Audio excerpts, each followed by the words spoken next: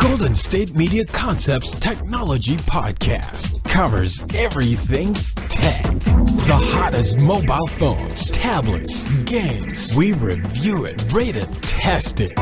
Whether you're Microsoft or Apple, Android or iPhone, we'll give it to you again. Black and white. The Golden State Media Concepts Technology Podcast.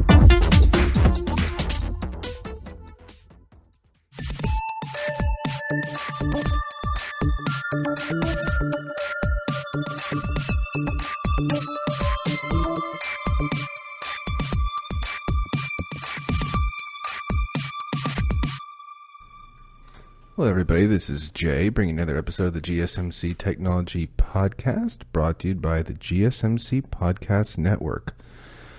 So this next one is another Alexa skill, which I thought sounded kind of interesting, and it's just giving me more understanding about Alexa. Clearly, maybe I'll have to get one, because I'm reading some interesting Alexa stuff. So this is NOA's new Alexa skill. News junkies who want something more in-depth than Alexa's flash briefing now have a new option for listening to the day's news, as well as features and other reporting right from their smart speaker. A company called NOA has just launched an Alexa skill that uses human narrators to read you the news from top publishers like the New York Times, Financial Times, The Economist, and others. With the skill, you can catch up on the stories you missed while you're doing other things like cooking, cleaning, commuting, or exercising, for example. The skill is aimed at those who already enjoy listening to longer-form audio like podcasts or talk radio on their Amazon Echo or other Alexa-powered device. The use case here is also similar to that of Read It Later apps like Pocket or Instapaper, both of which have added an audio playback option for listening to your saved articles. However, those apps currently rely on text-to-speech functionality, not on human narration. NOA, meanwhile, employs a team of half a dozen narrators based across the US, UK, and Ireland who read the stories published by the company's current partners. These include the New York Times, Financial Times, Business Insider, The Economist, The Independent, Bloomberg, The Irish Times, and The Evening Standard.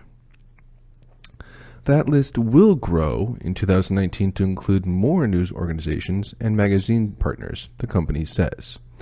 To use this skill, you must first enable it on your Alexa device by saying, "Alexa, enable NOA." It's pronounced like the Noah from the Bible, You can then ask Noa to read the news by publisher, journalist, or category.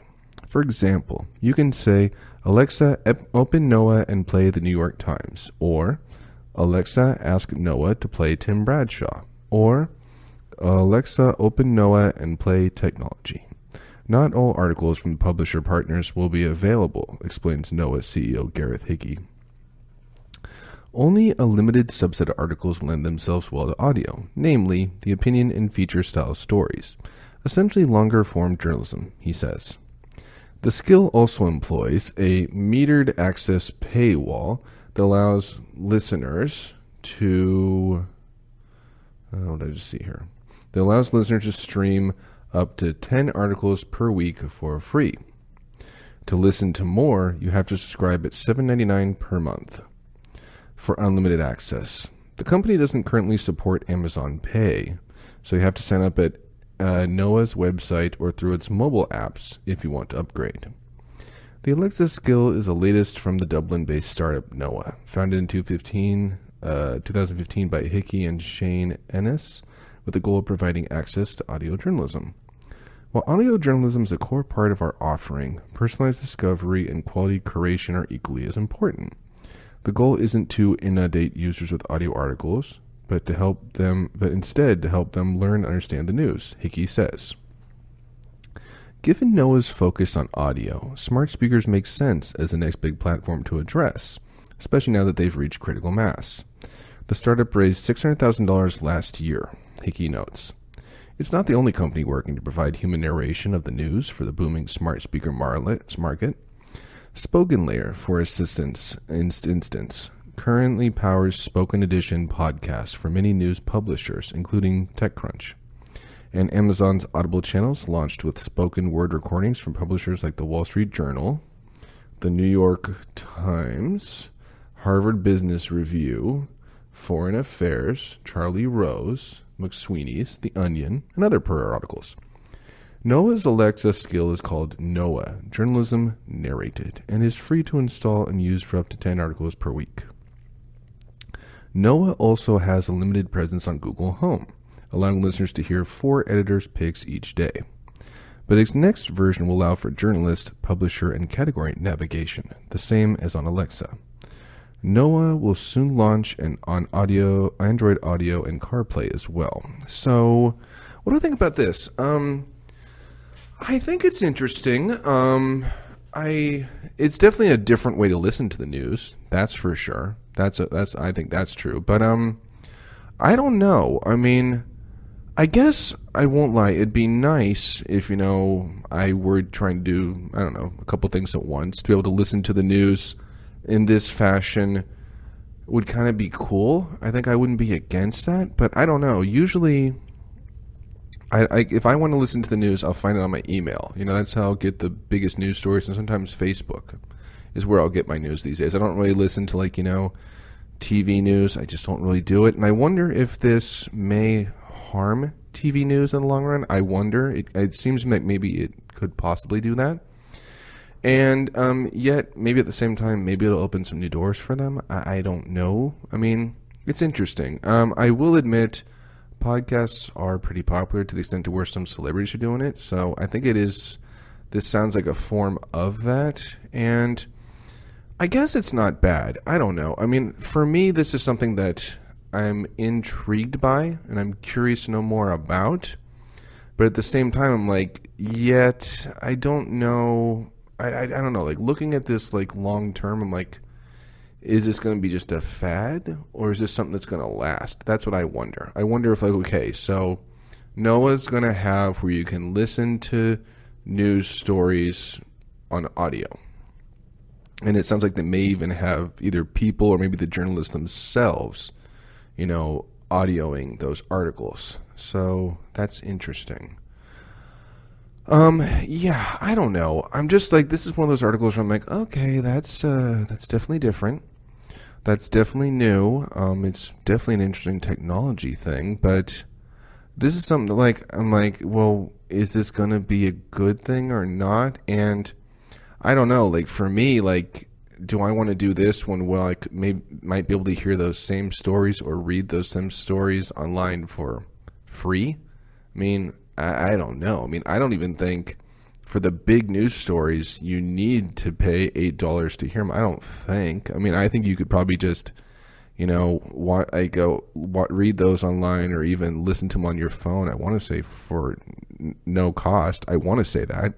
I'm not 100% sure about that, but I want to say that sounds right. Where, hey, you can do that stuff and it's not going to cost you anything. I don't think. So I don't know.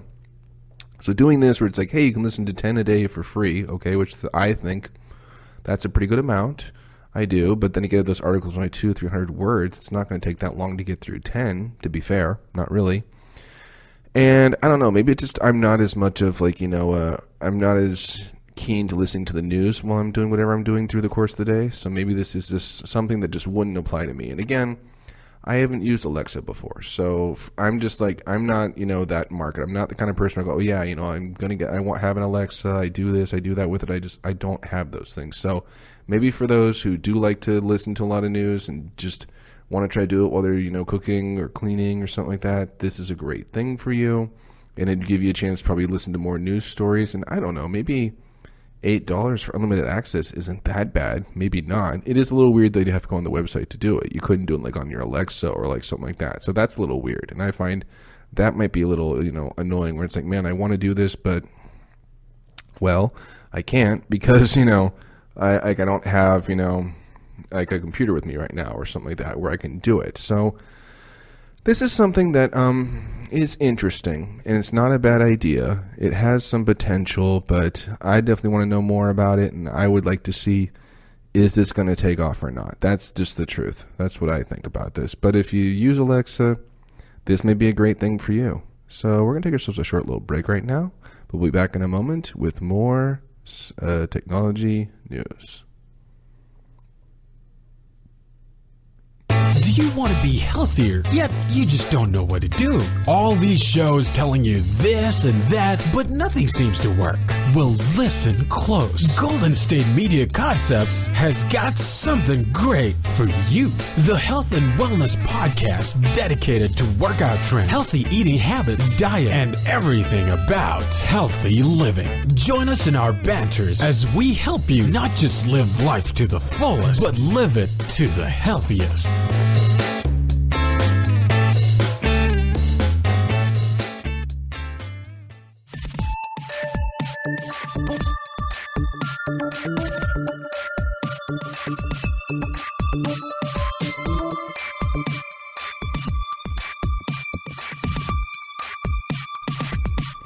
Hello there, this is Jay, back with some more technology news. So this next one is really kind of peculiar. It's on the kind of peculiar side of technology. It's something that I don't fully understand, but if you have listened to me do this podcast before, I do definitely like talking about 3D printed stuff. If it's 3D printed in almost any capacity, I really want to and I like it. I'm interested. I'm intrigued. I want to know more, and I'll gladly bring it on here. I've done that with different forms of 3D plastic. I've done that with 3D printing programs. There was a 3D printed one I did where it was just using wet paper. So there's really a lot of interesting things they're trying to do with 3D printed technology. They really are. But on that note, I don't really understand this one. I really don't. It just I remember when I saw it, I was like, oh, okay. It's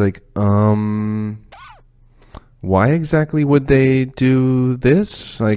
This is one of the more peculiar uses, and it is one of the most peculiar uses and possibilities I've ever heard of for 3D printing. They've got 3D printed guns. They're talking about trying to make 3D printers, maybe make food or something like that, almost like replicators, like in Star Trek. They want to find ways, make stuff on 3D printers cheaper, cars, toys, things like that, faster. They want to find ways to print stuff quicker than how long it takes right now, which is hours and hours. And new, ways to make stuff with 3D printers, new kinds of materials and things like that. So there's a lot of things they're doing with 3D printing. There really is, They want to make them, smaller, more compact, more affordable. And right now, there's so much that they're, really trying to test and fine tune and figure out, what can we do with this and how can we push this and what's new ways we can use this. With that in mind, though, this is a really weird. This is 3D printed glass. While the thought of a machine that can squirt out endless ropes of molten glass is a bit frightening, the folks at MIT have just about perfected the process. In a paper published in 3D Printing and Additive Manufacturing, researchers Chikara Inamura, Michael Stern, Daniel Lizardo, Peter Hulk, and Neri Oxman describe a system for 3D printing glass that offers far more control over the hot material and the final product. Their system, called G3DP2, is a new AM platform for molten glass that combines digitally integrated 3-zone thermal control system with 4-axis motion control system, introducing industrial scale production capabilities with enhanced production rate and reliability while ensuring product accuracy and repeatability, all previously unattainable for glass. The system uses a closed, heated box that holds the melted glass and another thermally controlled box where it prints the object. A movable plate drops the object lower and lower as it is being printed, and the print head moves about it. The system is interesting because it actually produces clear glass structures that can be used for decoration or building. The researchers take special care to control the glass extrusion system to ensure that it cools down and crystallizes without injecting impurities or structural problems. In the future, combining the advantages of this AM technology with the multitude of unique material properties of glass, such as transparency, strength, and chemical stability, we may start to see new archetypes of multifunctional building blocks, wrote the creators. Okay, so where do I begin with this one? It's definitely interesting. It's definitely different, but I don't know. I'm just like, okay, so you found a way, or you're working on a way to 3D print glass. What are the implications for that? Is it going to make it easier to make like glass for windows? Is it going to make it easier to print out things in glass, like statues and maybe like mirrors of certain sizes? Would that make it easier to do that? Would you be able to like make, I don't know, utensils out of glass? I mean, I just really can't wrap my head around, okay, what are the implications of this? What do you really hope to achieve with this? And it sounds like to me, this is something that's really in the early stages. It's in the early R&D, fine-tuning, getting the basic hang of it, but not really knowing, like, even, okay, what can we do with this? So it's almost kind of a little peculiar to me, publishing a paper on this when it's like, you've clearly just begun, okay? And I don't know, like, there's a lot of great things that, you know, can be 3D printed, and I don't personally see glass being one of those things. I just don't. I don't go, you know what I want to do? I want to print something in glass. That thought doesn't cross my mind. It's like, no. Because, again, it's like, what happens if it comes out too hot and it doesn't cool right? What happens if the thing breaks and the glass gets out and burns whatever surface it gets close to? What happens if I get burnt on the glass? What happens if, you know, like the glass, you know, is not done right and it either cuts me or breaks, you know, like, I don't know, like plastic, like, yeah, plastic may melt, but, you know, plastic is usually pretty durable for a lot of different things. Glass, I don't see being as durable for things. I just don't. I don't like, you know, like this is like there's so many things for 3D printing that I'm like, you know what, that's a great idea. That's a wonderful idea. Man, you should totally do that. That's really awesome. I can't wait to see more on that. I want to see, you know, what else you could do with that. I'm not in that boat for this one. No, I'm just like, okay. Now, if you were doing other things like, I don't know, crystal or copper or steel, I mean, I don't know, like 3D printing those or stuff with that, because those are kind of like somewhat more durable, that might be kind of cool. But glass, I don't know. Maybe it's just I'm not too excited about it. I don't really care about this. Maybe that's just me. And this is something I really would need to, like, you know, see more information on. Like, and like, just like, so I think the best thing with this is, you know what, just work on this as much as this team can. That's, I think, the best thing for me to do, like, figure out, you know, like, what really would be good things about this. I mean, like, why should, like, you know, because it's, like, no one, to my knowledge, no one else has 3D printed glass, but to be fair, there's probably a reason for that. There's probably a reason why no one else thought, you know, we should 3D print glass. Oh, you're right. That's a great idea. No, there's some reason that hasn't happened.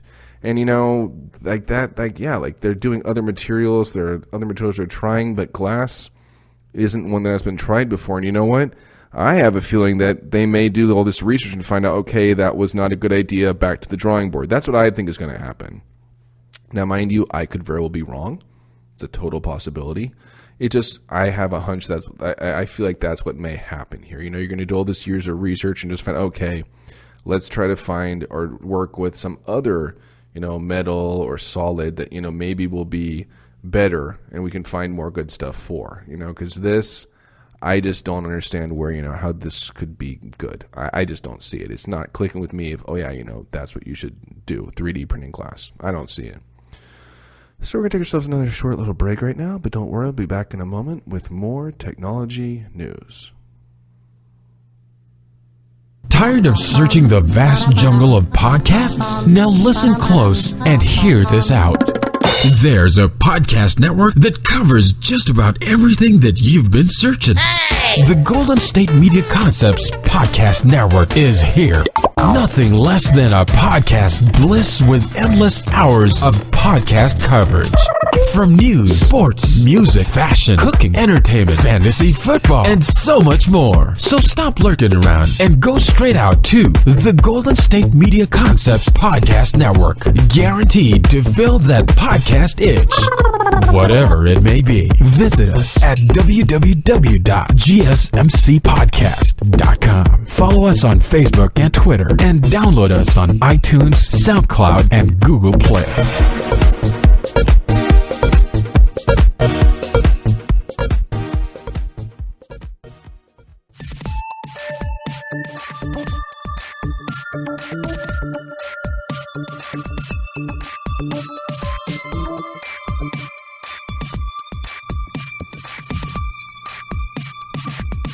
Hello everybody, this is Jay, back with some more technology news. So this last one is something I've been following a little bit, and I happen to see a bit of new information about it, and there's been a few announcements with it. So I decided to bring it over here, and I can consider myself a Disney fan. I've watched a lot of the animated movies, I've watched a lot of the live action movies, I've watched a lot of their cartoon TV shows, Star Wars cartoon shows, their movies, a lot of the Marvel cartoon shows, the Marvel live-action movies, the MCU movies, a lot of the Netflix shows. I've watched a lot of Disney stuff, and most of it is really, really good. There's some hits or misses here and there, but it's been a good while since I've seen something that's just been really, really bad. It's just the truth, And Disney had announced, I want to say a year or two ago now, that they're doing their own streaming service, which means that everything that's on Netflix, it's going away. It's not going to be there forever. Their shows, their movies, their, all that stuff, like watch it on Netflix while you can, because it's not going to be there forever. And recently, like toward the end of last year, they announced the name for the new streaming service, which is called Disney Plus, with an actual plus sign, or just Disney Plus, Disney Plus. There's been some announcements for some new shows. They're going to be doing a one final season of Star Wars Clone Wars, which a lot of fans are really, really excited for. They're actually doing a live-action Loki show, which I'm intrigued to see. Tom Hiddleston has said he is going to be on that. I think they also said they're doing a Winter Soldier and Falcon live-action show, which is kind of interesting. One thing I really want to see more about, I'm personally really, really excited for, is they're doing a Monsters, Inc. animated show. And like many fans, I wonder, okay, is that going to be a sequel to the movie? Is it going to take place before the movie? Is it going to take place like around times after the movie? Are John Goodman and Billy Crystal going to be voicing the characters, or is it going to be somebody else? But that has been announced, and that's happening. There's also been a few interesting announcements lately where they're saying like Captain Marvel is going to be on there, but I'm like, I don't really know how. And I think they've said there's going to be some other movies they're going to like have on there too, and I don't know if that means is it just going to be on there now instead? Is it still going to theaters? Is it possible now that maybe like it's gonna go there first and then theaters? Because like when they did Aquaman, people who were Amazon Prime members got to watch Aquaman in theaters, I think like 5 days before it came out, meaning there was like a screening for Amazon Prime members. I don't know if you could watch on Amazon Prime too, so I'm wondering if that's what Captain Marvel is going to be like. I kind of wonder. I'm not really fully understanding how that's going to happen. We're going to get The Mandalorian, which sounds like a really, really amazing live-action show. I'm really, really looking forward to that, although another show I really want to know more about. I think there's also talk of another live-action Star Wars show coming out, which is really kind of interesting. So even though Disney is kind of wanting to pull back on their live-action movies, especially after Solo not doing as well as they hoped, it sounds like they're not really pulling back on Star Wars entirely. Sounds that way.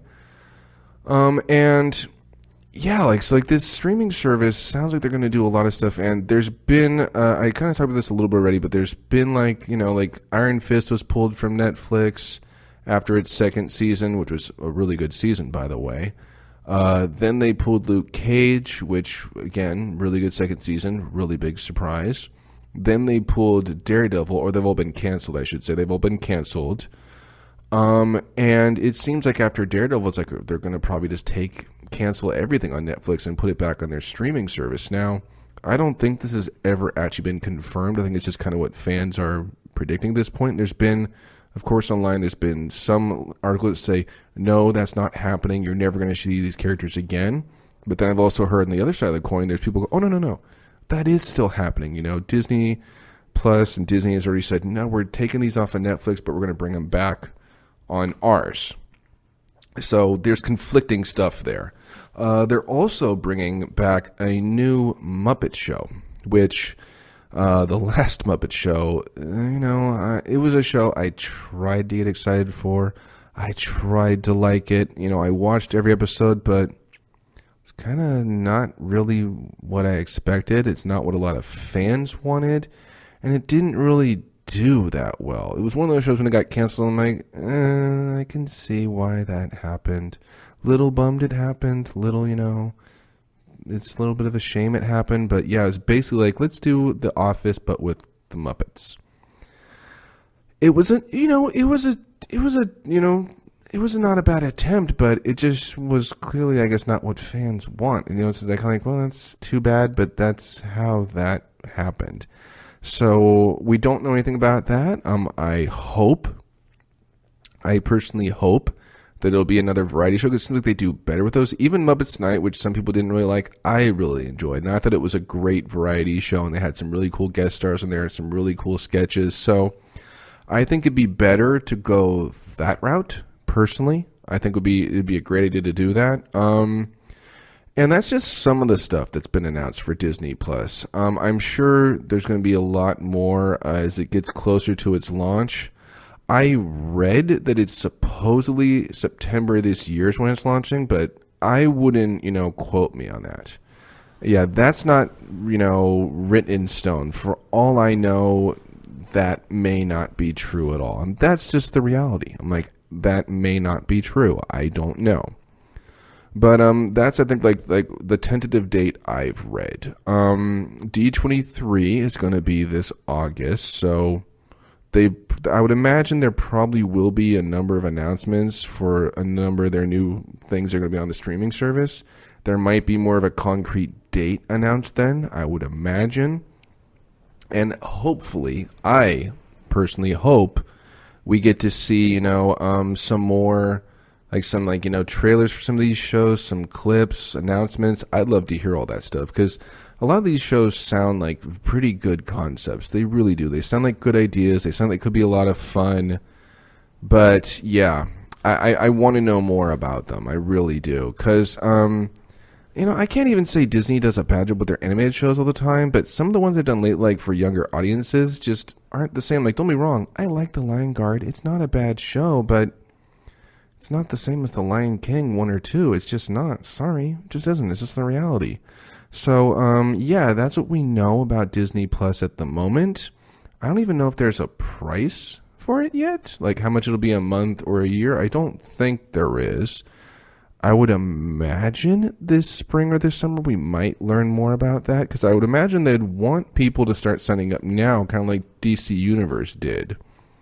So yeah, I think that something like that would happen, but yeah, there isn't a whole lot known about it, but there are a few announcements that have been made here and there, and Same with Loki show. Is going to be Loki, like, when? You know, because Loki's lived a long time. I mean, Asgardians, you know, even if he's half Asgardian, they live a long time. So, yeah, keep your eyes peeled. Keep your ears, open. If I hear more about Disney Plus, you'll definitely hear it here. I'll definitely bring it here. And I have good hopes for the streaming service, but we'll see. That's just how it's going to go. So that's all we have for this episode of Technology News. Hope you had a lot of fun and learned some really cool things, but don't worry, I'll be back real soon with more technology news.